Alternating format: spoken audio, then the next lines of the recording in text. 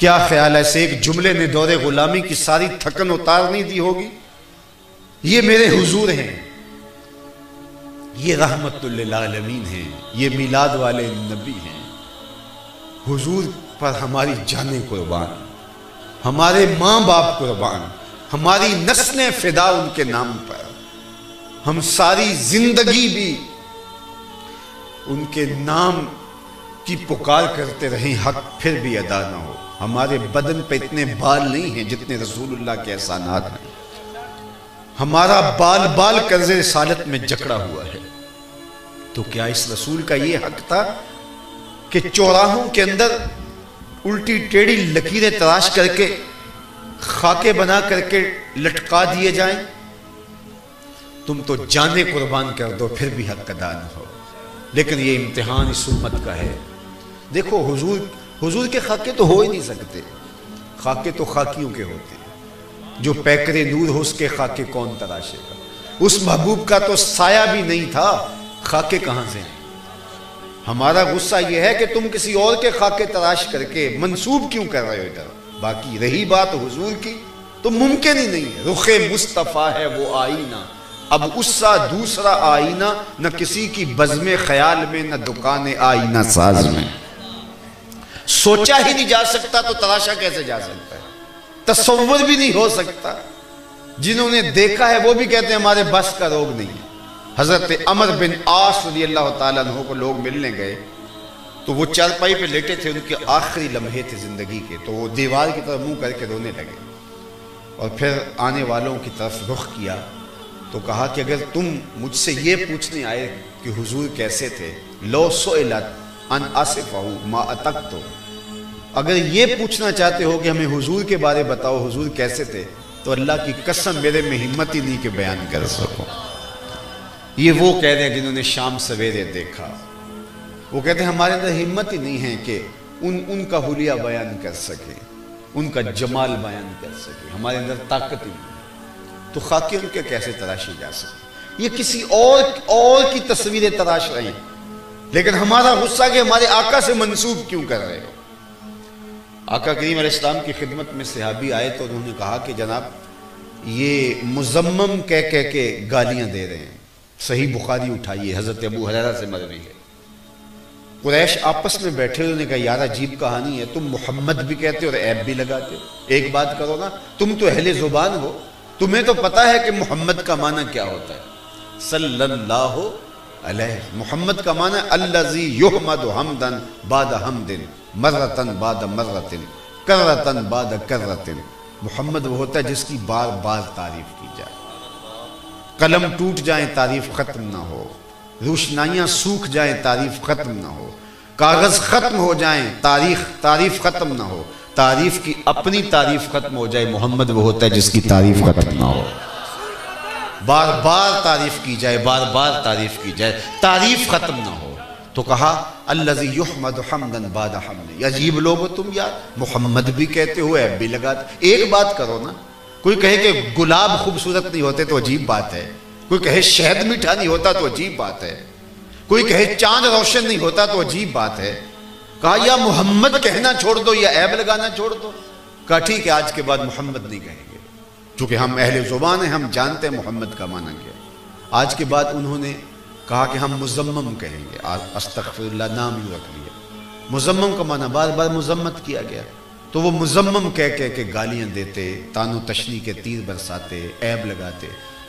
تو کسی نے سنا تو وہ حضور کے پاس آیا اور بڑا دکھی تھا، حضور وہ مزمم کہہ کے گالیاں دے رہے ہیں۔ تو آقا کریم نے فرمایا تم نے دیکھا نہیں اللہ نے قریش کے منہ کو کیسے پھیر دیا، یشتمون مزمما ویلعنون مزمما وانا محمد۔ وہ فرمایا کسی مزمم کو گالیاں دے رہے ہیں، میرے رب نے مجھے محمد بنایا۔ یہ پتہ نہیں کس کے خاکے تراش رہے، میرے محبوب کا تو سایہ بھی نہیں تھا، اور جس کا سایہ بھی نہ ہو اس کا ثانی کہاں سے ڈھونڈو گے، اس کا ثانی کہاں سے ڈھونڈے گے؟ کوئی مثل نہیں ڈھولن دی، کوئی مثل نہیں ڈھولن دی، چپ کر مہر علی اتھے جا نہیں بولن دی۔ وہ جمال دیا، ابو ہریرہ بولے کل قمر لیلۃ البدر لم ارا قبلہ ولا بعدہ مثلہ، کیا پوچھتے ہو 14ویں رات کا چمکتا ہوا چاند تھے میرے حضور۔ پھر کہا نہیں نہیں نہیں، حضور جیسا نہ پہلے دیکھا نہ بعد میں دیکھا۔ حسان بن ثابت رضی اللہ تعالیٰ عنہ پاس بیٹھے تھے، کہا دیکھتے کیسے؟ کسی ماں نے جنم دیا ہوتا تو دیکھتے۔ خدا نے وہ سچائی پن چھڑیا جدے وچ محمد نو ڈالیا سی۔ حسینہ جمیلہ دا منہ موڑ دیتا، محمد بنا کے قلم توڑ دیتا۔ مثل او در عالم امکان متصور نیست، حضور کی مثل بزم عالم میں ممکن ہی نہیں ہے۔ وہ پیکر تراشا، وہ جمال دیا، وہ خوبصورتی دی، دیکھنے والے کہا کرتے ہیں اللہ اللہ، یاد آتا ہے خدا دیکھ کے صورت تیری۔ حضرت امام زرقانی نے لکھا کہ ایک دن حضور سیر کرتے کرتے باہر مدینے سے تشریف لے گئے، ایک چراگاہ میں اونٹ چر رہے تھے، ایک سرخ رنگ کا اونٹ حضور کو پسند آ گیا۔ حضور اہل قافلہ سے ملے اور کہا یہ بیچتے ہو؟ انہوں نے کہا جی بیچتے ہیں۔ کتنے کا؟ اتنے کا، سودا طے ہو گیا۔ فرمایا میں اپنے شہر جا کے اس کی قیمت تمہیں بھیج دیتا ہوں، میں تاجرانہ غرض سے تو آیا نہیں تھا۔ انہوں نے کہا ہمیں منظور ہے۔ حضور اونٹ لے کے چل دیے اور وہ حضور کو دیکھتے رہے۔ جب نظروں سے اوجھل ہو گئے تو دل پہ ہاتھ رکھ کے کھڑے ہو گئے۔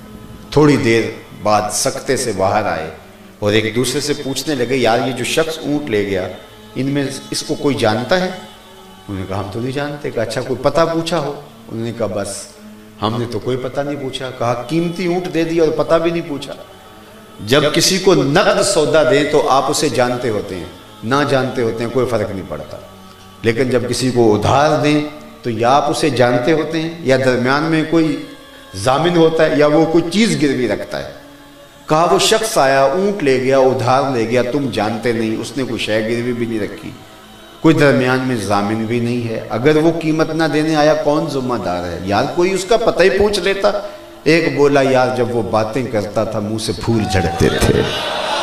اذا تکلم رؤیا کالنور یخرج من بین ثنایاہ۔ دوسرا بولا یار جب مسکراتا تھا سامنے والے پہاڑوں پہ عکس پڑتا تھا۔ اذا ضحک یتلالع فی الجدر۔ ایک بولا یار میں تو اس کی زلفوں کے پیچ و خم میں ہی کھو گیا۔ ایک بولا میں تو اس کی آنکھیں ہی دیکھتا رہ گیا۔ کیا خوب سجن دیاں اکھیاں نے، کیا خوب سجن دیاں اکھیاں نے، جویں پر کے سرائیاں رکھیاں نے۔ تو اجے میرا یار نہیں ڈٹھا جنوں ویکھ کے چند شرماوے، ادھی راتی دن چڑھ جاوے جیو رخ تو نقاب اٹھاوے، تے جیو نکلے سیر کرن نوں سارا گلشن سیس نواوے، اتے دھرتی لف لف جاوے جے ہاتھ پھلاں وچ رکھدا ہاتھ پھلاں تو ود جاوے، نین نشیلے مست رسیلے وچ سونا کجل سہاوے، اکھ اگڑے تے انج پیا جاپے جویں میں خانہ کھل جاوے، توبہ توبہ حسن سجن دا چال نہ چلی جاوے، بجلی ڈر دی لشک نہ مارے متاں بے ادبی ہو جاوے، علم خدا نے اینا دتا عقلاں وچ نہ آوے، عقل خدا نے اینی دتی علماں وچ نہ آوے، کی اعجاز نظر وچ او دی جو آوے وک جاوے، خلق او دے نے مولئی دنیا کوئی ورلائی جان بچاوے، آزم ایڈا سونا ماہی سانو کدھرے نظر نہ آ۔ انہوں نے کہا جو بھی ہوا تم اس کے حسن میں کھو گئے اور وہ اپنے حسن کا جادو جگا کے قیمتی اونٹ ہتھیا کے تم سے لے گیا۔ امام زرقانی نے لکھا کہ جب انہوں نے کہا کہ وہ قیمتی اونٹ ہتھیا کے لے گیا تو اب تک خاموش بیٹھی قافلے کے سردار کی بیوی نے خیمے کا پردہ سرکایا اور ان سے مخاطبت کرتے ہوئے کہا انا ضامنۃ للثمن جملکم لا یغدر بکم، خبردار اس کے خلاف کوئی بات کی، اگر وہ قیمت نہ دینے آیا تو میں ضامن ہوں، مجھ سے قیمت لے لینا۔ انہوں نے کہا اچھا تو اسے جانتی ہے؟ کہا واللہ میں بھی نہیں جانتی۔ تو کہا پھر ضمانت کاہے کو دے رہی ہے؟ اس نے کہا جب تم سودا کر رہے تھے خیمے کی اوٹ سے میں نے اس کا چہرہ دیکھا تھا، اور جس کا چہرہ اتنا سونا ہو وہ جھوٹ بول ہی نہیں سکتا ہے۔ تھوڑی دیر کے بعد حضور علیہ السلام کے غلام آئے، کہا اہل قافلہ کون ہیں جن سے ہمارے آقا نے اونٹ خریدا تھا؟ تو انہوں نے کہا جناب ہم۔ کہا یہ کھجوریں حضور نے آپ کی ضیافت کے لیے